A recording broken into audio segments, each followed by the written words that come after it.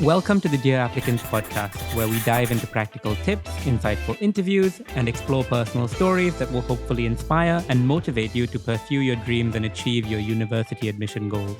Hello, and welcome to another episode of Dear Applicants. I'm your host, Jonathan, and with me today is Jacob, who grew up in California, spent a number of years at the US Naval Academy at Annapolis, and spent 6 years in the US Navy, right? Before coming to Singapore, Yes, where that is correct. he's one of our math teachers.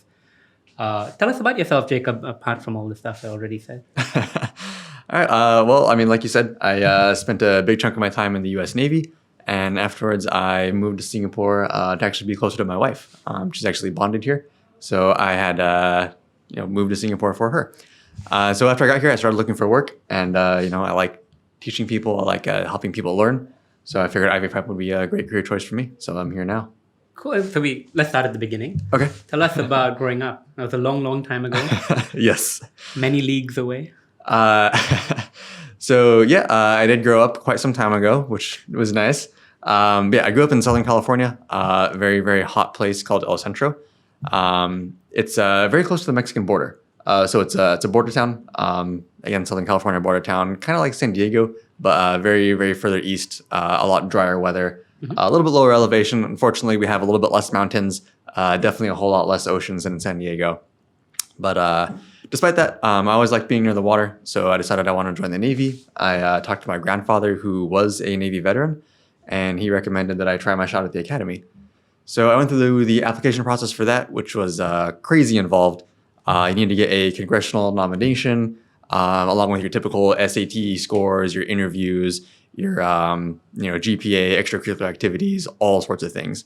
So thankfully, I was accepted. I went to the academy, spent my 4 years there, and afterwards I graduated as a METOC officer, so specializing in meteorology and oceanography, more of the earth sciences part of the Navy. So I did a tour in Mississippi where I did hydrography. I was sent to the Philippines and Micronesia, where I helped map the bottom of the ocean using active sonar.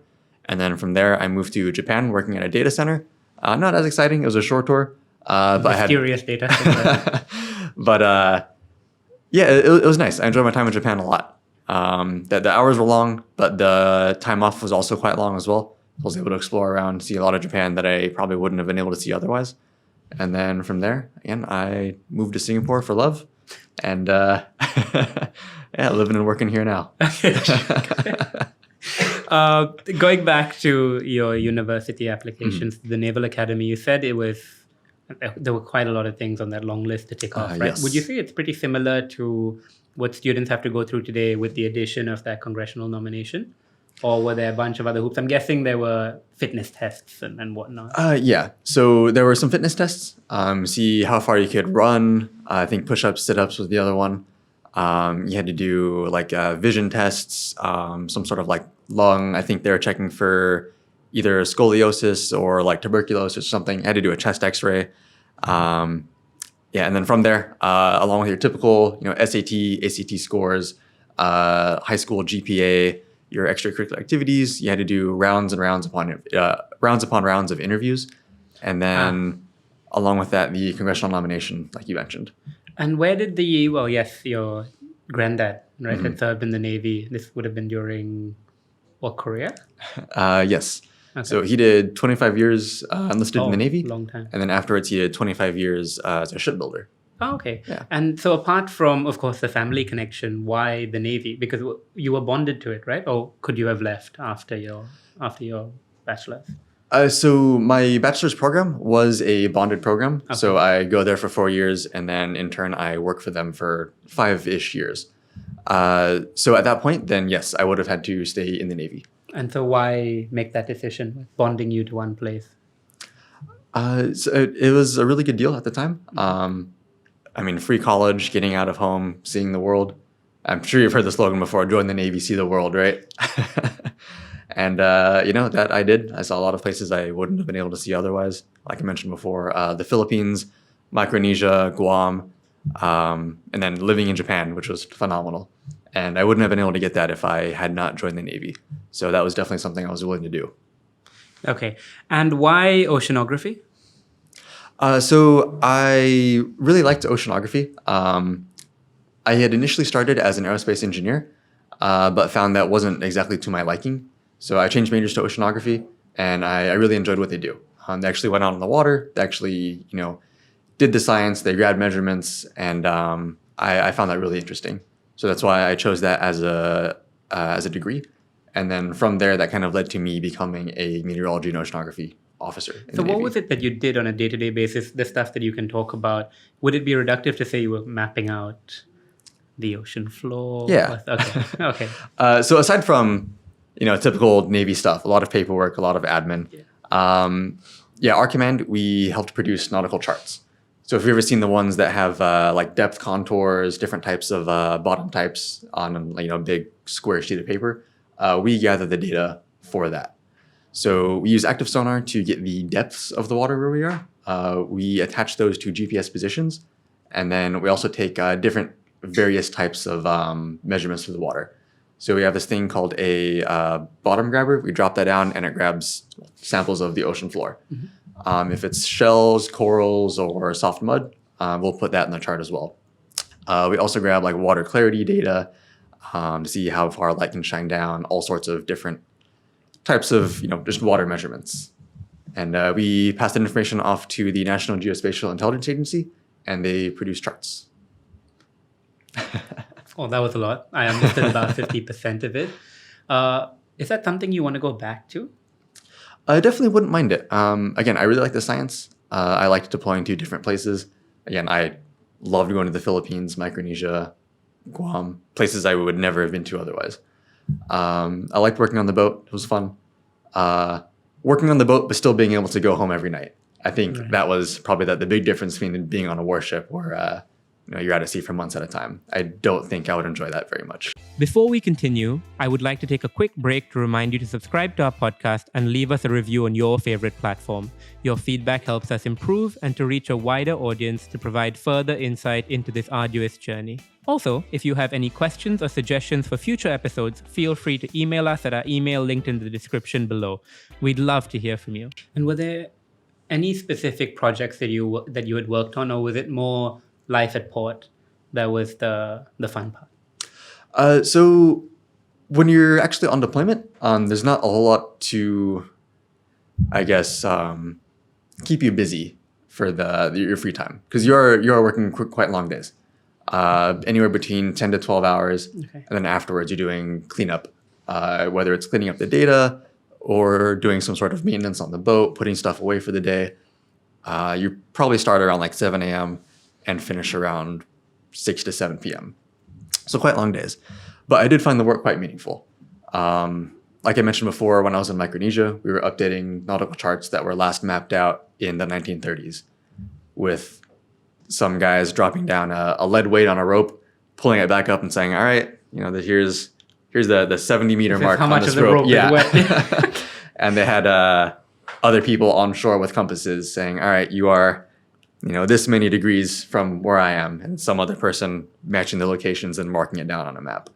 So not exactly the most advanced maps that we have today. How long would those projects take to redo, or I guess re-examine all the areas that had been mapped out, 90 to 100 years ago? So that really depends on what the area is and how big the area is that we're mapping. So we also did like short-term, closer to shore projects, and those you could do anywhere between 2 to 3 weeks, and then hand over the finished product in like a couple of days. Okay. Whereas our longer ones, we were there for I think around a month and a half, and after that there was quite some post-processing to be done, making sure our data was good, doing our quality control process through it, and then submitting it through the correct agencies to also check the data and then put everything together into a final report. So that did take quite some time. Okay. And I think I should have asked you this before we went on to your actual oceanographer job, but what was life like at the Naval Academy? You spent 4 years there, yeah? Yeah, it was quite tough. Again, I don't have the, I guess you would say, normal college experience. Right. They have a saying there, it's, not college. But along with my coursework... That's the thing. Yeah. So along with my course load, anywhere between 15 credits a semester to 20 credits a semester, we still had our morning workouts And then after school, between the usually 3 p.m. to 5-ish p.m. time frame, that was called your sports period. So you had to do some sort of extracurricular sports activity, whether that's varsity sports or some sort of athletic club, whether that's, ultimate frisbee, soccer, rock climbing. You were rock climbing? I did rock climbing, yes. Yeah, we saw you in action, yeah. But in addition to that, I used to do ultimate frisbee as well as the Naval Academy's version of their marching band, which is the Drum and Bugle Corps. What do you play? So you are limited to only drums and bugles, so right. I picked the baritone. So then after that, you have time for dinner, homework, and then every once in a while you have some sort of brief to attend in the evening, whether that's some sort of etiquette class or lecture or some type of cultural enrichment type of thing you have to go to. Post-dinner? Post-dinner, yeah. So you have pretty full days. Yeah. Okay, so quite structured, quite rigid, as you would expect, I suspect. And what about, would campus life be the right term to use? As far as like the social life? Yeah. Yeah, I guess that'd be the right term. Roommates, stuff like that. Yeah. So you typically have anywhere between 1 and 3 roommates. Mm-hmm. So I had, in the middle, I had 2 roommates, both really great friends. I still keep in contact with them with this day. It's a little bit tough nowadays because one's in San Diego, one's in Africa. Are they still at the Navy? Yeah, both still in the Navy. Okay. So again, coordinating times is a bit tricky, but we lived together for all those years. They're some of my best friends. Right. So I'd say as far as campus life goes, you do make a lot of really close friends. I still keep in contact with a few really close friends from the academy. As far as social things to do, they have a variety of clubs. So different extracurricular activities, whether that's, like drama club, again, marching band, which is the Drum and Bugle Corps, and a whole slew of other ones that I was not a part of. Okay, so it was mostly the Drum and Bugle Corps. Okay. And any traditions there? Or anything particularly interesting? They do like their traditions. Uh-huh. I'm sure anybody who's seen... awkward laugh there, tell us. Let's see. Anyone who's seen you were saying? Oh, yeah. So they actually completed one recently that was in the news. The Herndon climb, which some people might know as the greasy pole climb. If I recall correctly, I think it started out as a celebration for one of the graduating years. They completed their first year and decided to, I guess, for fun, climb this obelisk. And from there, it turned into a yearly thing. How wide is the obelisk?